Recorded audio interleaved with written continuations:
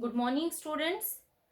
Today in this class, we are discussing some of the other topics of the chapter, that is breathing and exchange of gases. The first topic of this class is respiratory quotient.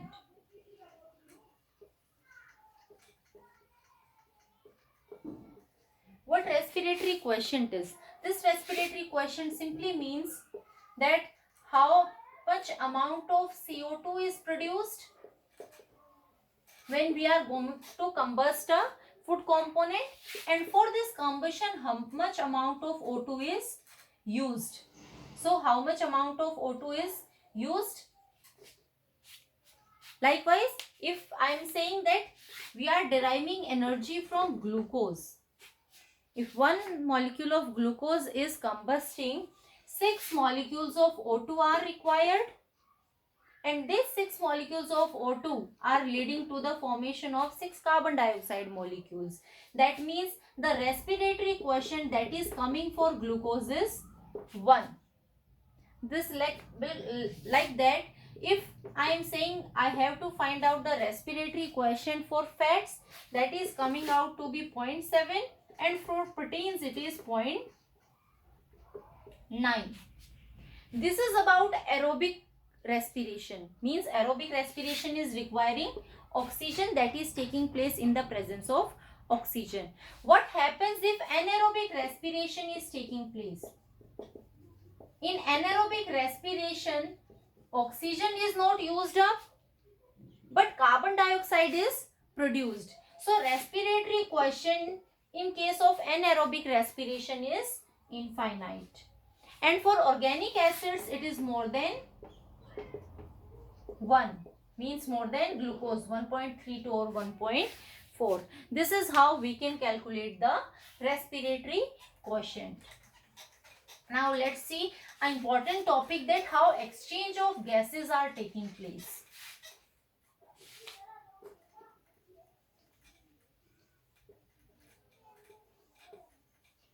In our body, exchange of gases are taking place. Exchange of gases are taking place at 2 stages, 2 levels. First exchange of gases are taking place between alveoli and blood capillaries.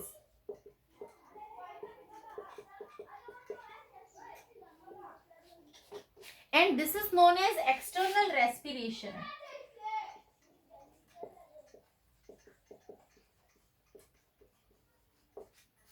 The second exchange of gases is taking place between blood capillaries and tissues of our body. Blood capillaries and tissues of our body, and that is called internal respiration. In detail, we will see how external and internal respiration, how these exchange of gases are going to take place. Before going through these, we must know that exchange of gases always takes place by the process of diffusion. Diffusion simply means the partial pressure of a gas is more, that is going to move to the place where the partial pressure of that gas is less. Simply means the gases are going to move from their higher concentration to their lower concentration. And this concentration, we are representing this concentration as partial pressure. So I can say, this is how the partial pressure of oxygen is represented, and this is how the partial pressure of carbon dioxide is represented. So I can say the gases are going to move from their higher partial pressure to the place of their lower partial pressure. This is all we are going to discuss in this exchange of gases. So let's take the first one, that is alveoli and exchange of gases between alveoli and blood capillaries. What happens? Alveoli are present inside the lungs, and these alveoli are surrounded by various fine blood capillaries. So what structures are present between these exchange? This is the alveoli, and this alveoli is having a outer membrane that is only one cell thick. Now thickness of these outer membrane is only single cell thickness. This is how they are present. This is alveoli epithelial.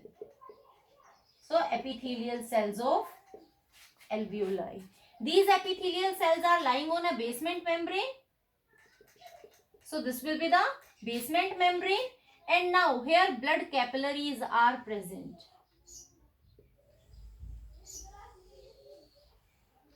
You can say blood vessels are present, and this will be the basement membrane of this blood capillaries, and this portion is the endothelium of blood capillaries. This is the endothelium. Here also the membrane will be present. See, all the exchange structures, all the structures that are involved in the exchange of gases, they are always having a very thin surface, only one cell thin surface. More the surface, more the thin the surface is, more better will be the exchange of gases. And these blood capillaries are having RBCs that are flowing in them. And inside the RBCs, hemoglobin are present, and this hemoglobin will be responsible for carry out these gases. So this space that is present between the basement membrane of both these structures will be the interstitial space. This is the interstitial space that is lying between these basement membranes. Interstitial space. This is the alveoli, and these are the blood capillaries. Now, what happens if we need to understand the blood circulation? What has basically happened? The pulmonary artery has carried all the deoxygenated blood to the lungs. Here, exchange of gases will take place, and the pulmonary vein is going to carry all the oxygenated blood from the lungs and going to deliver it to the heart. So this is the pulmonary artery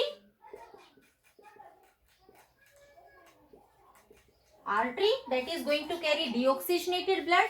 Here it will bifurcate into various capillaries, and exchange of gases will take place. Then these capillaries are forming the pulmonary vein, and this pulmonary vein will going to carry the oxygenated blood from here. So exchange of gases takes place like here, concentration or partial pressure of oxygen is more. So oxygen is entering into these blood vessels, and here concentration of carbon dioxide is more. So carbon dioxide is entering over here. This is how exchange of gases is taking place, and the oxygenated blood, deoxygenated blood will be converted into oxygenated blood by extracting carbon dioxide from it. This is how exchange is taking place. Now there are various membranes that are involved in this exchange, and these membranes are known as respiratory membranes. If I write down the respiratory membranes in a sequential manner, so the first respiratory membrane will be the epithelial cells of alveoli. The second structure that is lying is below. This is basement membrane of alveoli.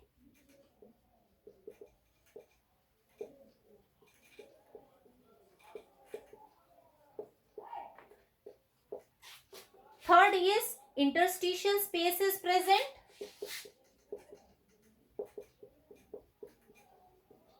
Space is there. Then comes the basement membrane of blood vessels.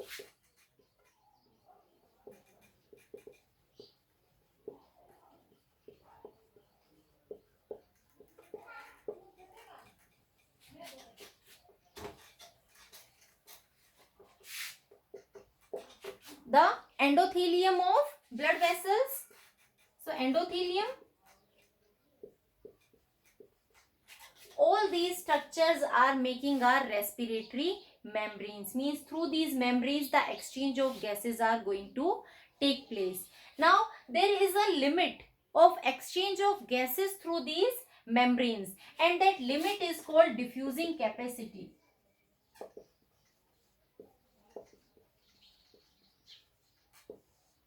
Diffusing capacity means that when there is difference in the partial pressure of almost 1 mm of Hg, how much amount of air is going to diffuse through these respiratory membranes, that is giving us the diffusing capacity. I already told you that all the diffusion is going to take place on the basis of the difference in the partial pressure of the gases. So how the difference in partial pressure of gases is going to take place? Let's see all the structures that are involved in a sequential manner. So I have drawn alveoli, the segment of lungs that are taking part. Then our heart is there. And at last we are having body tissues. All these three structures are involved. So the thing which we have discussed up to here is our external respiration, and the portion in which these body tissues will be involved, that will be our internal respiration. So what is happening over here? When we inhaled, when inhalation took place, in our inhalation the oxygen is having maximum partial pressure. So in alveoli the partial pressure of oxygen is 104 mm of Hg, and the carbon dioxide is at low partial pressure, it is 40 mm of Hg. This is the partial pressure of gases in the alveoli. Now blood capillaries are present over here. Here blood capillaries are present. These blood capillaries are going to carry the blood to heart. This is the pulmonary vein, and this pulmonary vein is carrying the blood to the left side of the auricle. We know left side of the auricle is going to receive oxygenated blood, and this blood is coming from pulmonary vein, and pulmonary vein is going to carry this blood from lungs.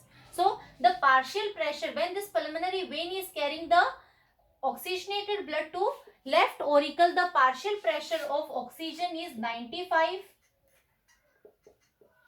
mm of Hg and carbon dioxide is 40 mm of Hg. This is the partial pressure over here. Means partial pressure is of oxygen is more as compared to the partial pressure of carbon dioxide.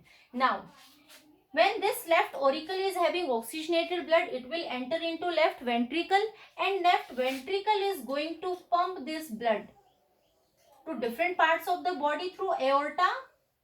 So this will be the aorta, and this aorta is going to carry the oxygenated blood and distribute it to each and every part of the body tissues. So again the partial pressure of oxygen in this aorta will be 95 mm, and of CO2 is 40 mm of Hg. This is the partial pressure in this aorta. And if we see what is happening in tissues, the tissues, they are continuously respiring, they are breaking glucose, so they are having more partial pressure of carbon dioxide because concentration of carbon dioxide will be more. So the O2 is present as a partial pressure of 40 mm, and CO2 is having a partial pressure of 45 mm of Hg, and this partial pressure is present in these tissues. Now simply here concentration of oxygen is more, here concentration of carbon dioxide is more. We can see the difference in partial pressure.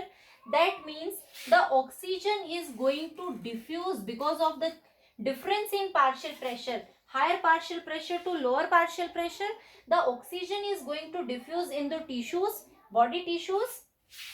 These are body tissues. And here the partial pressure of carbon dioxide is more as compared to the aorta. So carbon dioxide is going to diffuse here. This is the internal respiration, the exchange of gases between the blood vessels or aorta and body tissues. Now this blood has converted into deoxygenated blood because of the higher concentration of carbon dioxide, and this blood will be delivered to right auricle of the heart with the help of vena cava. So vena cava is going to deliver this deoxygenated blood to the right auricle of the heart.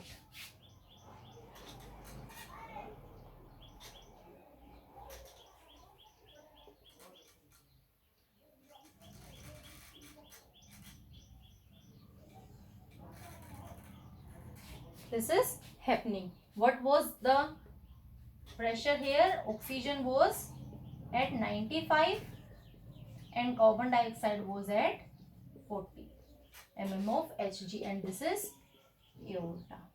Now, this vena cava is again containing oxygen at less partial pressure and carbon dioxide as higher partial pressure. So this will be the partial pressure of gases in vena cava. This right auricle is now filled with deoxygenated blood that will enter into the right ventricle, and this right ventricle is going to pump this blood to the, this is going to pump this blood through pulmonary artery. I am showing it over here. This is how it is entering, and from here with the help of pulmonary artery it is leaving out. That means it is going in the direction of lungs. This will be pulmonary artery, and this is our pulmonary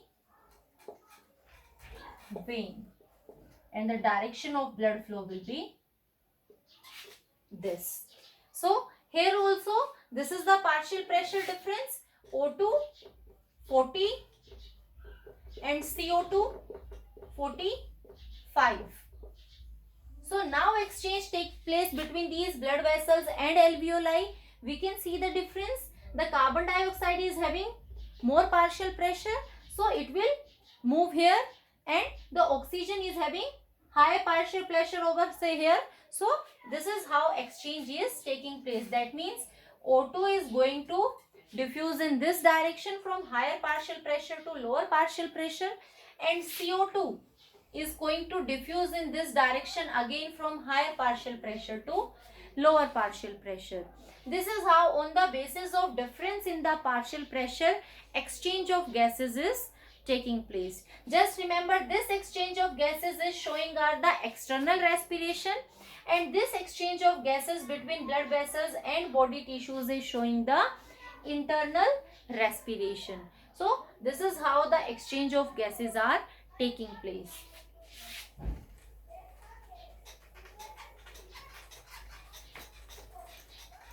Now let's see how transport. The blood vessels are having the gases O2. We need to discuss how the transportation of O2 and CO2 is going to take place. Transport of gases. Firstly, let's discuss how oxygen is transported. Oxygen is in blood. Oxygen is transported by two methods. First one is the oxygen. Some of the oxygen is transported by dissolving in blood plasma. Almost 3% of the oxygen is transferred with the help of dissolution in blood plasma. The rest of the 97% of oxygen is transported in form of oxyhemoglobin. That means 97% of oxygen in our body is transported by combining with the hemoglobin. What hemoglobin is? Hemoglobin is a red color pigment that is present in the RBCs, and it has having a binding ability with the gases. The binding is basically reversible. When the partial pressure of a gas is high, this hemoglobin is going to bind with the gas, and where the partial pressure is decreasing, it is going to dissociate it from that particular gas. So this is how reversibly it binds with oxygen also. If we see hemoglobin, this hemoglobin is made up of two components. It is made up of a protein part and it is made up of a pigment. The protein part of hemoglobin is globin and the pigment is heme. This heme pigment, it is having 4 iron atoms, and these 4 iron atoms, each one of the iron atom is having a binding ability, binding capacity for 1 oxygen. That means if 4 iron atoms are there, they are going to bind with 4 oxygen atoms.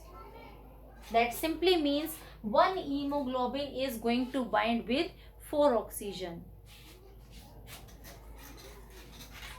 And if we see the amount of hemoglobin, 15 gram of hemoglobin is present in 100 ml of blood. Hb is there in 100 ml of blood. And 1 gram of Hb binds with 1.34 ml of oxygen. That means 100 ml of blood is going to carry almost 20 ml of around 20 ml of oxygen.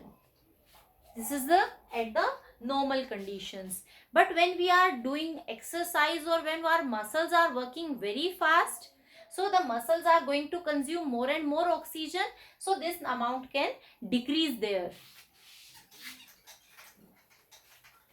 So this is how hemoglobin is working. So this hemoglobin, it is going to bind with oxygen and it leads to, this is a reversible reaction, and it leads to formation of oxyhemoglobin.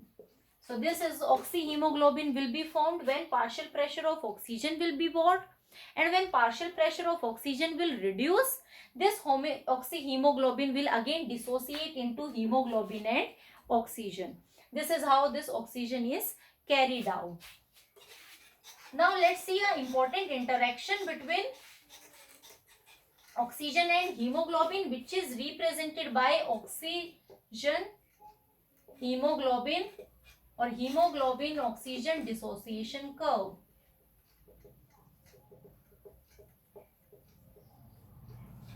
Dissociation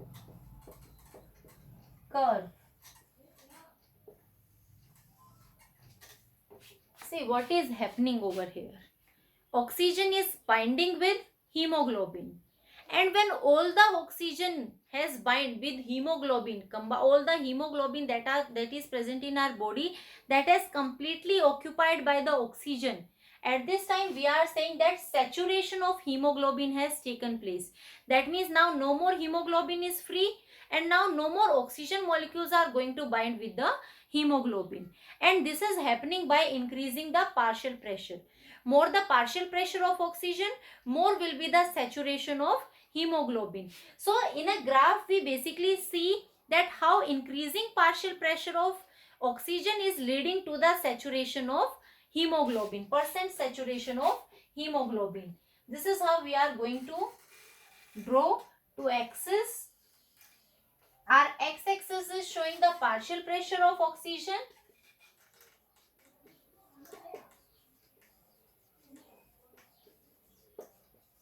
and our y-axis is showing the percent saturation of hemoglobin.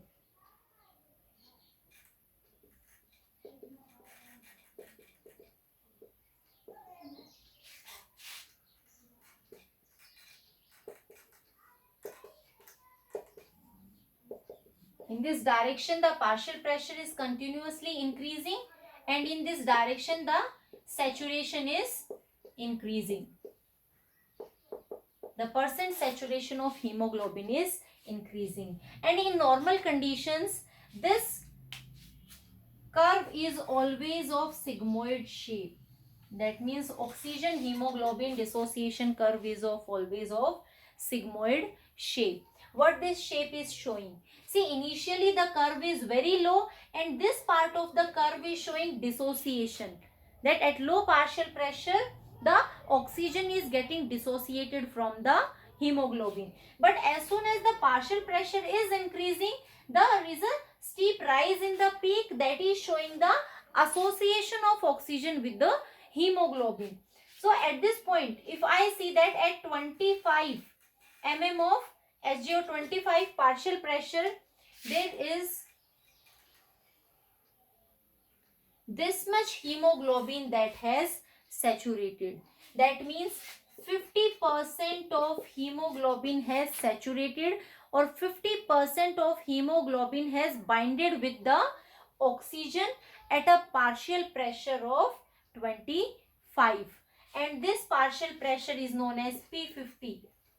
The partial pressure of oxygen at which 50% of the hemoglobin has saturated is P50. So with continuous increase in the partial pressure, the percent saturation is also increasing. If we see over here,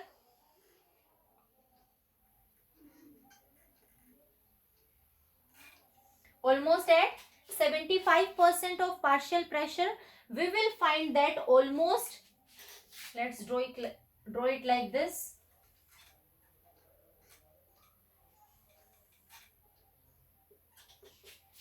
100% of the hemoglobin has saturated. That means when there is more increase in the concentration partial pressure of oxygen, there will be no increase in the percent saturation of hemoglobin, because all the hemoglobin has already saturated. So no more free hemoglobin is present to bind with the oxygen.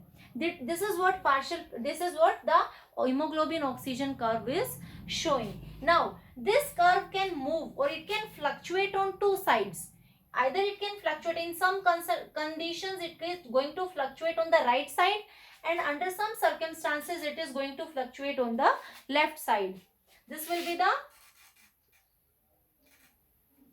fluctuation of hemoglobin oxygen dissociation curve on the right side, and this is showing the fluctuation on the left side. So this is the right shift of the curve, and this is the left shift of the curve.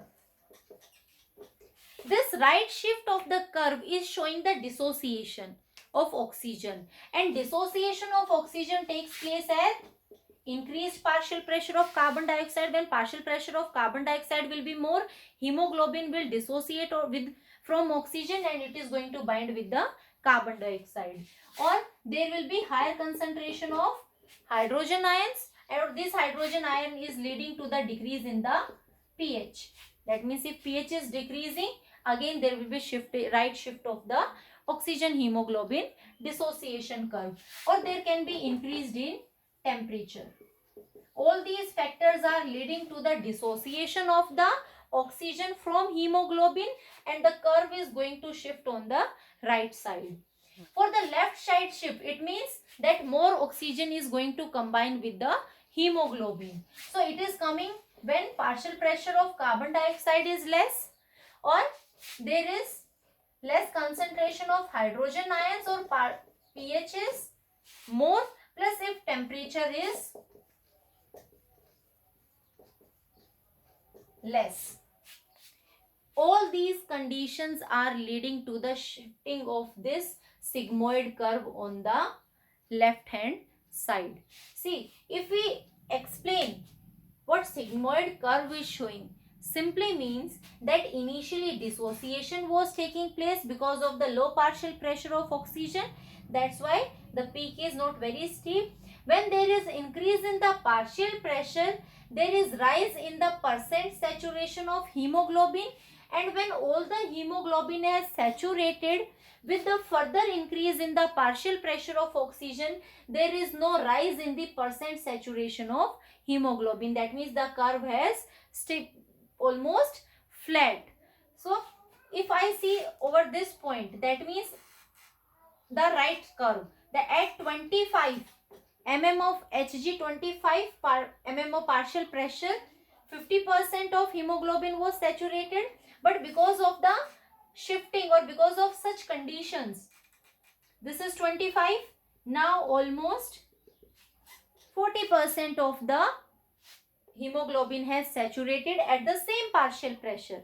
So this is showing that now we require more concentration of oxygen to reach up to this percent saturation of hemoglobin. This is what this curve is showing, and this is how oxygen is transported in the body. The hemoglobin is not having affinity. The affinity of hemoglobin is not equal for all the gases. It is going to show the affinity for some gases more, and for some gases the affinity will be less. In next class we will see how carbon dioxide is transported in our body.